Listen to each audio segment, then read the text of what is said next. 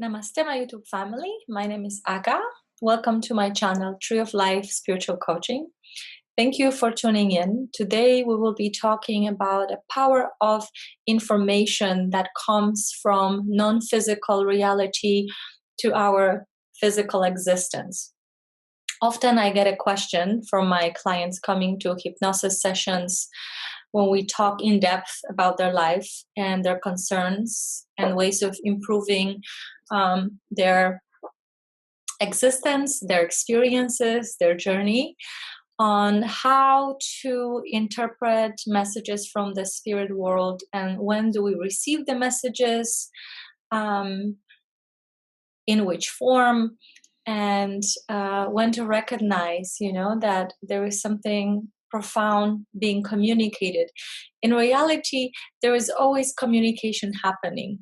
Universe is mental and mostly space, and space is filled with information, and the physical reality is actually a biofeedback that is connected to the blueprint that we have created with our genes, our mental state, our physical state.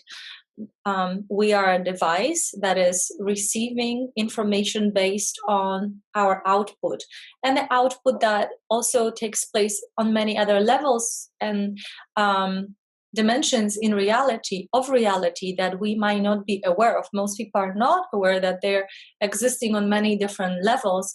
Most of it is non-physical, so it's hard to navigate this world and to actually figure out when to really sit down and listen, because there is something being communicated.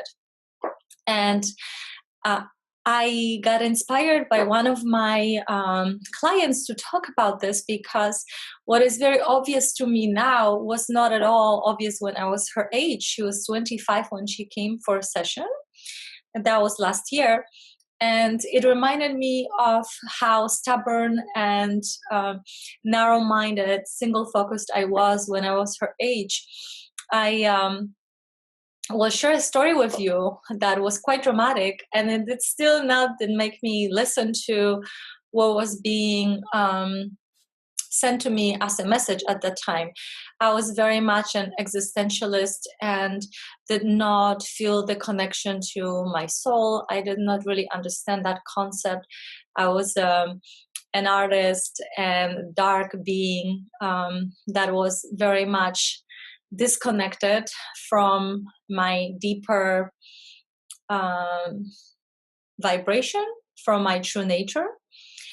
So the story left me kind of flabbergasted and shocked, but I don't think I could really interpret it correctly. It happened later for me that I realized why I'm still alive in this realm, mostly. So I was driving a car, and at that time I never used to wear seatbelts. And I'm driving about 75 miles per hour on a highway. And it was after a blizzard that brought a lot of snow. And the streets were clean. Well, the highway was clean, but I was using the fastest lane. And, at the end of it, you have this yellow line. And then next to the wall that separates two sides of the highway, one going one direction, one another, there was still ice and snow. And I must have gotten really close to that yellow line, because at a certain point, my car started to move in an uncontrollable way on this highway. And it started from like just a gentle jump. And suddenly I find myself spinning, but also the car starts to shift really rapidly in the air, and I find myself hitting the wall separating two highways. Mind you, I have no seatbelt on. I was driving about 75 miles per hour, and everything slows down in that moment, right? Because I'm able to see all the cars and people in those cars observing what is happening. I have still like right now when I think about it, the memory of like people's faces and that thought that came to me, because I'm basically flying in air and I hit the ground and I hit the wall and it keeps happening. I don't know how many seconds it took, but for me it was a long time. I was definitely at this state of acknowledging that I will probably die, because a lot of time I would spend in the air without a seatbelt, and my vision was that I will most likely land on the other side of the highway on my roof. And without a seatbelt, there is only one possible outcome of that kind of landing. But I did not end up crashing. In fact, something else happened. I actually began to feel the speed slowing down, and little by little, the car would balance itself out, and I landed back on 4 wheels in complete shock. I didn't hit any other car, so it was just me hitting the wall separating the highways. And I did not break any bones. I was holding on to the steering wheel the entire time. So the airbag obviously supported me, but nothing happened.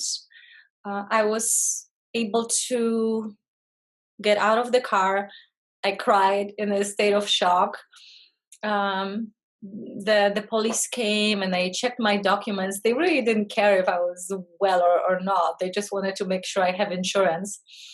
And to my surprise, even the car was just in a terrible, physical state, kind of like visual state. I was able to drive it home. I was gonna call towing, and I waited on the side of the highway where the sheriff asked me to go, or maybe they told me to the side of the road. I can't remember. But after they checked my documents, they said, "Oh, call the towing and have them tow your car." And to my surprise, the car started, and I was able to drive this car. And I did drive this car for another, I think maybe 2-3 weeks. It was a terribly looking car, but I was so grateful for my Saturn. I think it was Saturn, silver Saturn. I can't remember the make right now, model, but eventually police stopped me a few times on my way to work, and they said, "If you're gonna drive this car one more time, I'm gonna arrest you," because it was just like from a Mad Max movie. But that's not really the point. The point was that something that physically shouldn't have happened, and the car from landing where the trajectory was guiding it ended up staying, and I was safe. And I remember at that time people were telling me, "You have an angel watching you. You're here for a special mission," because what you're describing, it was a miracle. And I was laughing at them, and that concept was completely foreign to me at that time. What do you mean miracle? My belief system and my just way of dealing with external reality was completely different. I did not believe in the power of intention and changing my reality. I had no idea about the law of attraction. I didn't know about those connections between my mind and my experience of reality. So that was a long time ago, and I had my awakening about 8 years ago. And now, when I have a client who talks about like car accidents or something that repeats itself and involves some sort of damage, it's basically you're not getting a message that is being sent to you. So first it happens mostly in a gentle way. Maybe your car will not start, or maybe you misplace keys, or an object, and you're frustrated because you're trying to get somewhere and you cannot find it, and you keep pushing the experience, right, rather than looking at the situation and what is it trying to tell you. Because I'll tell you, nothing happens for no reason. There's no such a thing in universe like accidental anything. Everything is interconnected, and everything is a biofeedback mechanism that speaks to every part of our conscious universe. So next time, if you lose the keys, or if your tire gets flat, and especially if it like repeats itself, sit down and figure out what is your higher self trying to tell you. For me, like from that perspective that I'm looking at, of course, I am here on a mission to help a lot of people, and it's very clear to me now because I have done so much clearing work, and I removed all the garbage from my upbringing and the conditioning, and I got in touch with all the gifts that I was very aware of, but not really consciously. They were just normal to me, that I used to see holy beings that I was not really connected to, like gravity. I would always fall down. I didn't understand what it means to like hold a railing so I can actually walk safely down. For me, where I felt I was coming from, there was much less gravity, and I didn't have to hold on to something to feel safe. So falling became part of my growing up, actually. And there is some other things, a lot of like psychic abilities that later I had to abandon, because there was no environment that would be helpful, and sort of like sensitive to those abilities. So when you are experiencing an event, especially something that you consider uncomfortable, that you consider frustrating, you want to look at the deeper meaning, because in synchronicity, in a positive flow of things, when things happen naturally, energy flows, and there is no in general, there is no like stagnancy, there is no frustration, there shouldn't be that feeling of like no options, right? But when we, through our lenses, through our belief systems, put ourselves into single-minded lens, we end up in a corner. So that's when these messages become much more brutal. We need to step back and start removing the garbage from our mind, from our physical, emotional body, in order to look around and be able to connect again.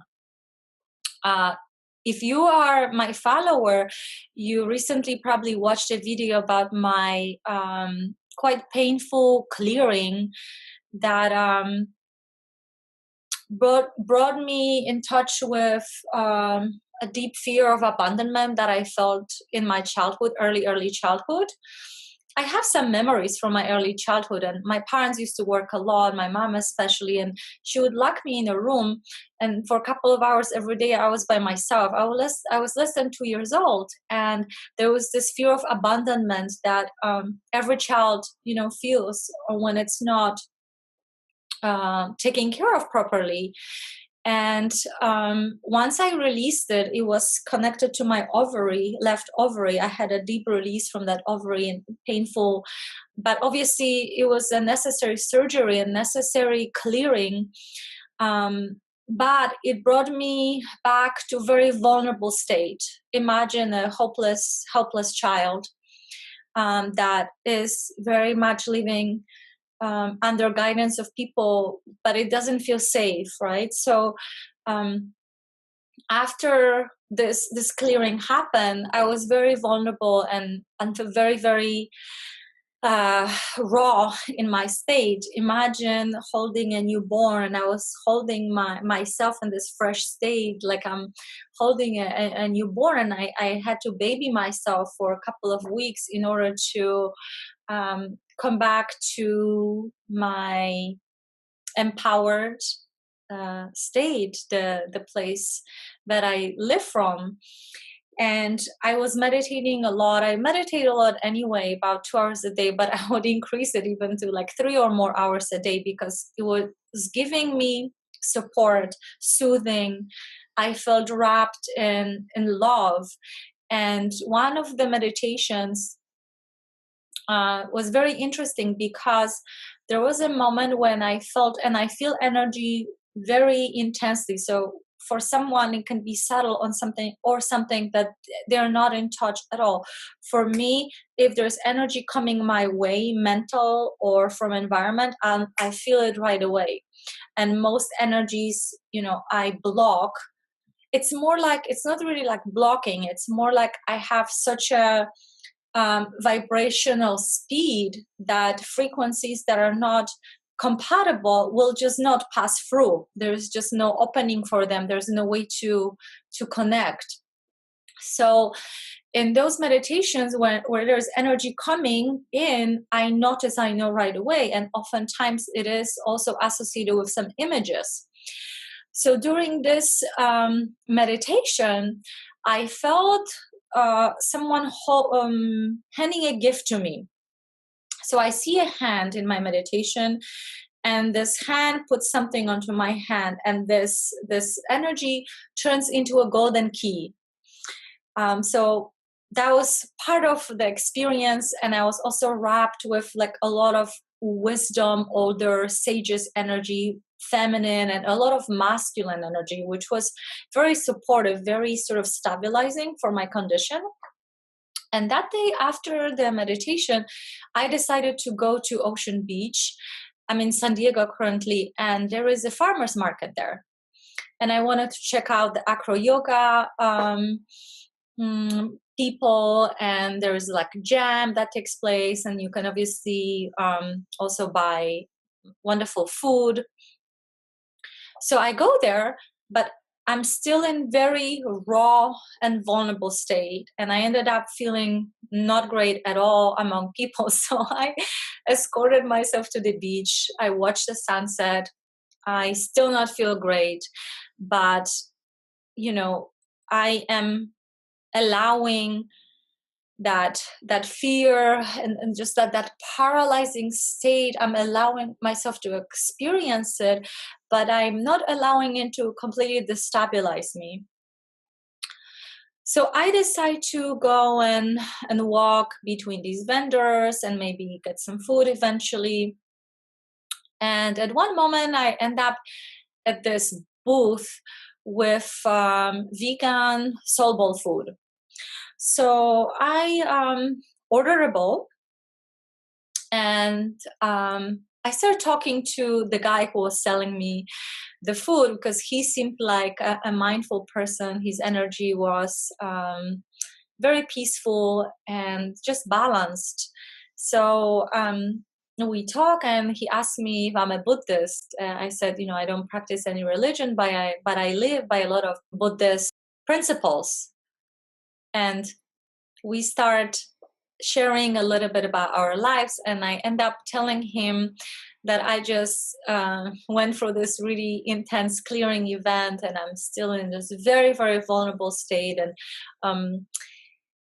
I am doing the best I can to go through this process with self-love. Of course, self-love is there, absolutely, but just self-compassion and taking my time to integrate my aspects of the soul that were repressed when I had this this pain in a form of like energy blockage attached to my ovary.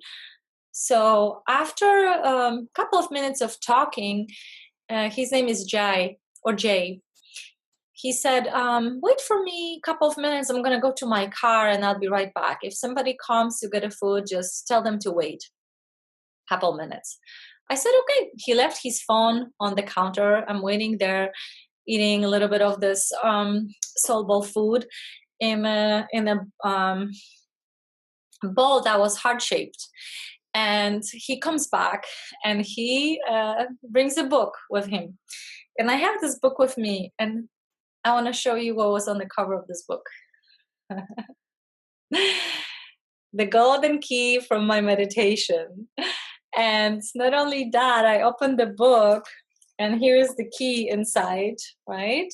And the key has this word on it, hope.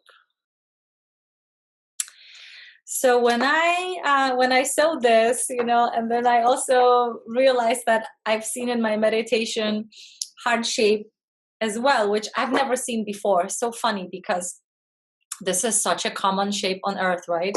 But obviously I must have not believed in that symbol before, because I have never connected to it consciously. In any case, I look at this book, I look at this guy, and I have like tears in my eyes, and I'm like, I have to hug you. Thank you so much. You don't know what happened today. And I tell him the story, right, about my meditation and a little bit more about my process. And I felt immediately better. I felt like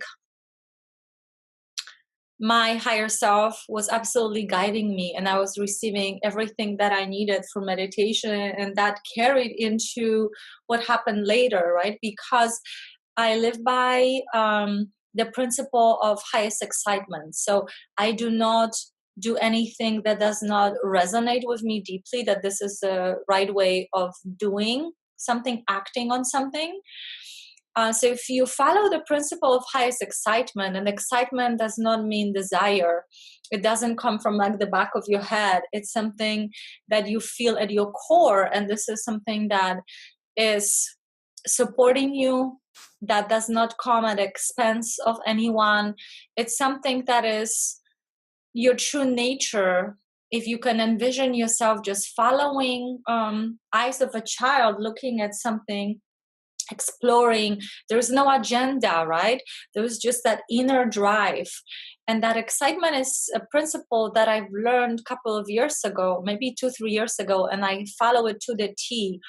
And that actually allowed me to, meet the vision from my meditation. So if I haven't followed that, even through the pain, even not feeling well, maybe I could have decided, okay, I'm going to stay home. But instead, I did follow that inner excitement of the beach will be good for me, that place will be good for me to visit. In that vulnerable state, I can connect to nature. And that's what happens. The synchronicities start to happen when we follow that principle, because excitement is something that we already know inherently how to do. And the more we act on it, the more ways it will reveal to us that we can act upon. So it's almost like the more you act on your excitement, the more ways you will be presented with to act even in a bigger way on the excitement principle. So this is something that I think a lot of people maybe are confused with, because synchronicities are very personal, right? It will obviously connect to your story, to your past, to your experiences.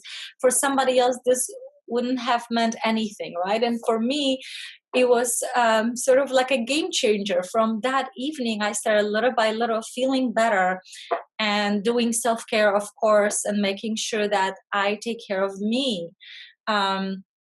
Because that's what we need to do in this day and age. I hope this information is helpful to you, because we all have gunk and garbage we need to get rid of in order to get in touch to the power of the excitement that we all have, this engine, this driving force that becomes basically the vehicle for our life. And in order to get to that core of excitement, we need to archaeologists dig through the layers of self-deception in order to get to that gold that's underneath. Everyone has the gold and the diamond inside it. Only persistence will get you there. That's not something that will happen quickly. Any teacher, spiritual teacher, that will tell you that, you know, you do the program, 2-week program, spiritual program, you will transform your life. This is bullshit. Don't believe in any of that. Yes, you can learn valuable tools, and if you practice them, you will get results. However, it's something that takes time and dedication, and it is very personal also, because we're all on different levels, and the truth that we face within can be too painful for the psyche to handle. So sometimes, you know, we need to get in touch with something, clear it, stabilize, then we can go deeper. Face that fear, face that limitation, clear it, understand that our fundamental value is much, much bigger than any belief system. Your value is, you know, beyond anything that you can acquire later from this external reality. So this is an introduction and invitation for you to really take a look at your internal environment, and what are you living by? What are the rules? Are you listening to yourself? Are you listening to the heartfelt intelligence rather than responding to the external reality? Because if you want to follow your highest excitement, you do not look at external reality. You follow your excitement to the best of your ability, always, without any insistence on a particular outcome. That's how you activate the principle of excitement. So if you're looking for immediate results, and if you are judging your results by an event that is maybe contradictory, in your opinion, you are not acting on a principle of highest excitement. This is the only way. If you follow it, regardless of what you see outside. Because remember, we are here on this plane, bombarded with all kinds of frequencies. There are all kinds of beings that have different agendas, and they always fish for followers, for people, for beings that would be in their service. So if you're giving your attention, your power to those people, you're depriving yourself of your own excitement and joy and ability to fulfill your mission. So you need to take care of yourself. You need to get in touch with yourself before you give your attention to anyone. I know a lot of people have different concepts of how they should be or what they are. Really get in touch first, and get in touch with what is the motivator, what drives you. If the motivation is not really heartfelt and is based on fear or limitation or some sort of judgment of yourself that is not really productive or does not lift you up, that's a belief system that you need to get rid of. Belief systems are not inherent. We're not born with it. Okay, we adapt because we've been indoctrinated as kids. Everybody goes through this process, and then it becomes, 90% of how we operate, the subconscious. So if your belief system is self-limiting, understand that this is not who you are. Belief systems that are positive are general. They're always uplifting. They never make you little, belittle you. They never belittle anyone around you. So if you are taking advice from other people with interpreting these signs, make sure that what you're getting is positive and uplifting. If you're getting a message that is in any way, shape, or form causing you to feel smaller, you want to remove yourself from that circle. This is not an empowered person that is advising you. So please share with me your experiences with the messages you're getting for your dreams, for the events in your life, for synchronicities. I can help you using variety of tools available in my practice so that you don't have to go through this process alone, kind of like blindfolded and walking in the woods without really knowing which direction, right? Some people already went through this process and there is a lot of tools available. So this is your life, put yourself first and do not trust anyone who tells you that you're selfish by doing the inner work. This world is like a smorgasbord. We are being brought here and we're being given an opportunity to play this game called life on earth in many different ways. And I encourage you not to be a victim or to be a just passive reactor. I invite you to go deeply inwards, clear what is not yours, claim what is yours, and then come back to the world well equipped, because that's the energy that can help everyone. That's the energy that shifts perspectives.